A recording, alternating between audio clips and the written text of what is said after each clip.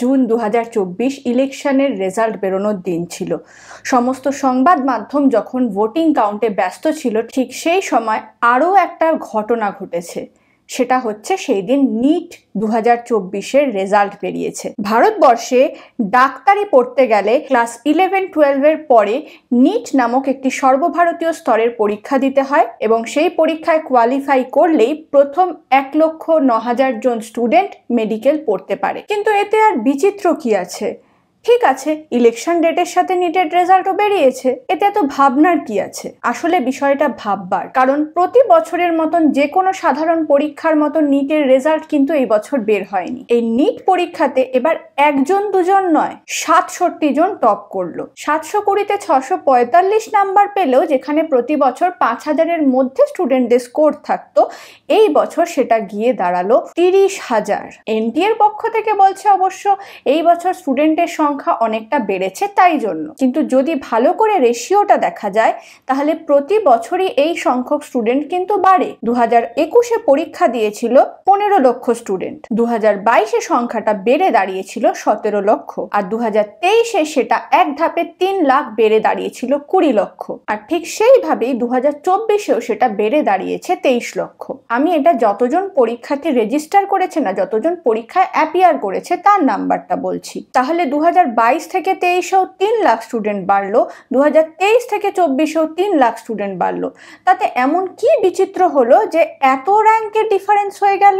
শুধু নিট বলবো কেন, ঠিক তার কয়েকদিন পরেই 18 জুন ইউজিসি নেট বলে সর্বভারতীয় স্তরের আরো একটি পরীক্ষা হলো, যেটাতে পরীক্ষার্থীরা মাস্টার্স ডিগ্রি করার পরে রিসার্চে ঢোকে। আর সেই পরীক্ষাতেও পেপার লিকের জন্য পরের দিন পুরো পরীক্ষাটাই বাতিল হয়ে গেল। এখন পরীক্ষাটা পিছিয়ে হচ্ছে অগাস্ট মাসে, এবং সেটা পেন অ্যান্ড পেপার মোড থেকে কমপ্লিটলি অনলাইন মোডে শিফট করে দেওয়া হলো। শুধু এখানেই থেমে থাকবো কেন? নিট পরীক্ষা দিয়ে এমবিবিএস পড়ে, আবার পোস্ট গ্রাজুয়েট করার জন্য অর্থাৎ এমডি বা এমএস, সেখানে নিট পিজির পরীক্ষা নেওয়া হয়। আর সেই পরীক্ষাটাও ক্যান্সেল হয়ে গেল এই ভয়ে যে পেপার লিক হয়ে থাকতে পারে। একই বছরে পরপর এতগুলো পরীক্ষার স্ক্যান্ডেল। ও দাঁড়াও বলতে ভুলে গেছি, শুধু এই বছর না, এই ঘটনা কিন্তু বারংবার প্রতি বছরই হতে থাকে। বিগত বছরেও নিট ইউজি পরীক্ষায় ফল্টি ওএমআর এর প্রবলেম সামনে এসেছিল।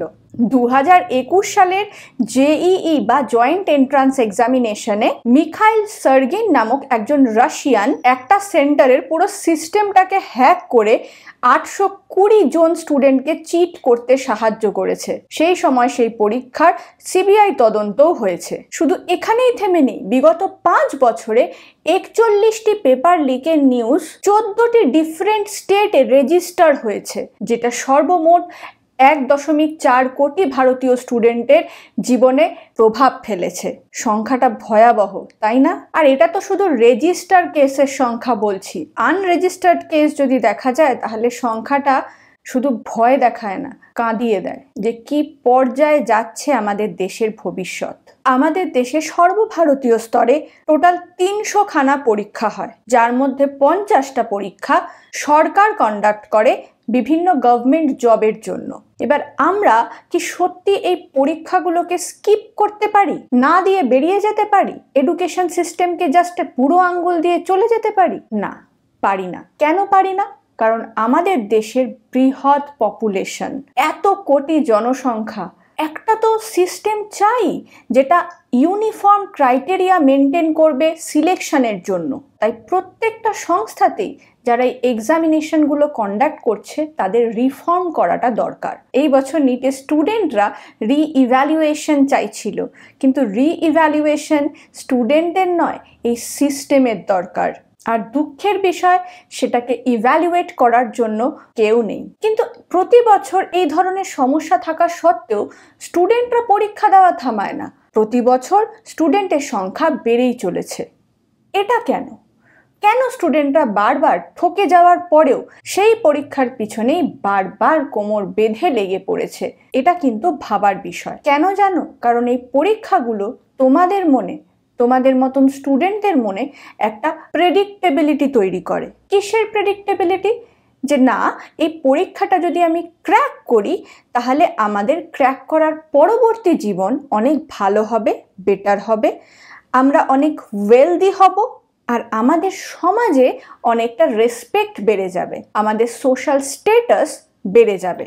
এটা তোমাদেরকে একটা সিম্পল সাইকোলজি দিয়ে বোঝাই। বিজ্ঞানী আব্রাহাম মাসলো মানবজাতির এই আচরণের উপরে একটা তত্ত্ব প্রকাশ করেছিলেন। তত্ত্বটার নাম দিয়েছিলেন চাহিদার সোপান তত্ত্ব, যেটাকে ইংলিশে মাসলোস হায়ারার্কি অফ নিডসও বলা হয়। এটা অনেকটা এরকম একটা পিরামিডের আকৃতির।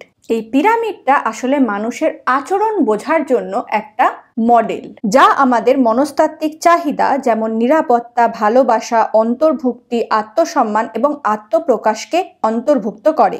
আর যদি তুমি ভালো করে দেখো, দেখবে ভারতের বেশিরভাগ জনসংখ্যা এই পিরামিডের নিচের স্তরগুলোতেই অবস্থান করে।